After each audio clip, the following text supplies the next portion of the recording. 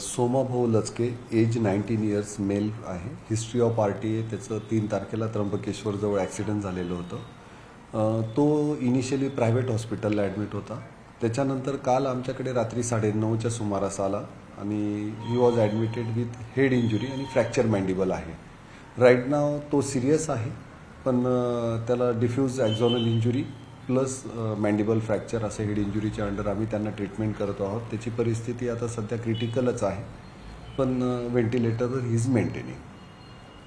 Brain dead झाला अशी नातेवाईक माहिती देत आहेत. मेडिकल कॉलेजमध्ये होतं, ब्रेन डेड झाला म्हणून ते म्हटले की ते ठेवण्यात मग घेऊन जा. घरी त्याच्या अंत्यविधीची पण तयारी करण्यात आलेली होती. नेमकं काय त्याची प्रकृती कशी? त्याच्या बाबतीत मी कमेंट करणं योग्य नाही राहणार, पण त्याला डिफ्यूज ॲक्झॉनल इंजुरी आहे आणि right now is in critical state.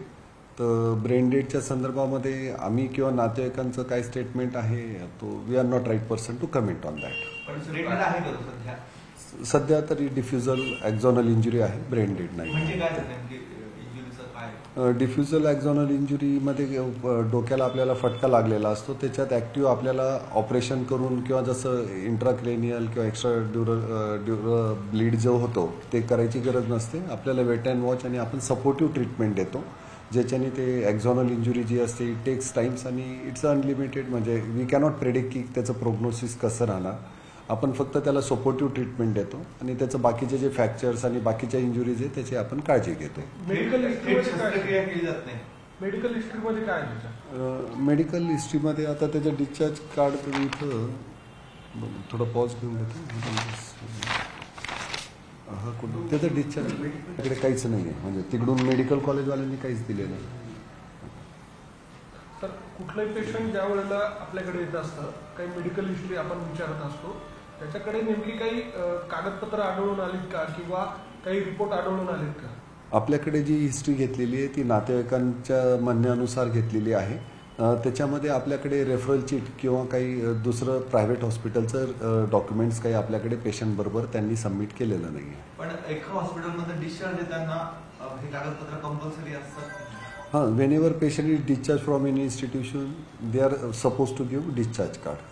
पण सर तुम्ही पुढची ट्रीटमेंट करताना तुम्हाला बॅक हिस्ट्री थोडीफार माहिती पाहिजे असते रेफरन्ससाठी, तर मग अशा केसमध्ये काय करण्यात आलं? डेफिनेटली जर डिस्चार्ज कार्ड राहिलं आणि प्रिव्हियस ट्रीटमेंट जर राहिली तर आपल्याला मदत होते, पण त्याच्या म्हणजे डेफिनेटली सपोर्टिव्ह असतं. पण नसल्यास तर आम्ही काय करतो की जनरल फिजिकल कंडिशन आता त्यांची काय क्लिनिकली इव्हॅल्युएट करून आम्ही तशी ट्रीटमेंट सुरू करतो. आणि सर आता त्याची कंडिशन शस्त्रक्रिया करण्यासारखी आहे का वेट अँड वॉचचीच भूमिका? सध्या डिफ्यूज ॲक्झॉनल इंजुरीमध्ये ॲक्टिव्हली आपण ऑपरेट नाही करत, वेट अँड वॉच करतो. आणि बाकीचे जे फ्रॅक्चर्स आहे त्याच्यासाठी आता त्याचा ॲनेस्थेशिया फिटनेस वगैरे आणि priority, basically life is more important than fractures. तर त्याच्यानुसार मग आता त्याच्या फिजिकल सध्या कंडिशन्स नंतर जसं सर्जन्स, न्यूरोसर्जन्स मिळून ते डिसिजन घेतील. सर एक अजून एक आरोप केले त्यानंतर फर्स्ट टाइम ते इथं आले मला इथं बेड मिळाला नाही किंवा ऑक्सिजन व्हेंटिलेटर उपलब्ध नाही, तुम्ही प्रायव्हेट हॉस्पिटलला घेऊन असं त्यांना इथून सांगण्यात आलं. त्याच्या बाबतीत मी माहिती घेतो, पण युजली कसं असतं आता आमच्याकडे 15 तालुके आणि आमचे व्हेंटिलेटर्स बेड लिमिटेड आहे आणि बरेच आमच्याकडे प्रायव्हेटकडनंही रेफर होतात. आता क्रिटिकल स्टेजला तर आमचे व्हेंटिलेटर्स सगळे बऱ्यापैकी ऑक्युपाईड असतात, तर बऱ्याचदा त्याची शक्यता नाकारता येत नाही. पण जेव्हाही वॅकन्सी असते, आता जसं ते काल आले आमच्याकडे बेड व्हेंटिलेटर अवेलेबल होतं, कारण जे ऑन व्हेंटिलेटर पेशंट असतात त्यांचं आम्ही व्हेंटिलेटर डिस्कनेक्ट करू नाही शकत म्हणून, आणि काल अवेलेबल असल्यामुळे आम्ही त्यांना ॲडमिट करून घेतलेलं आहे.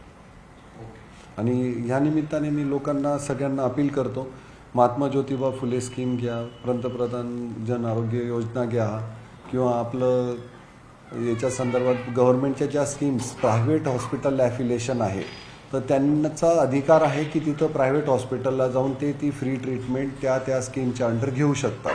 त्या स्कीम सगळ्या प्रायव्हेटलाही फ्रीमध्ये देणं बंधनकारक आहे. तर त्या निमित्ताने सगळ्यांना मी अपील करतो की तो तुमचा अधिकार वापरावा त्यांनी.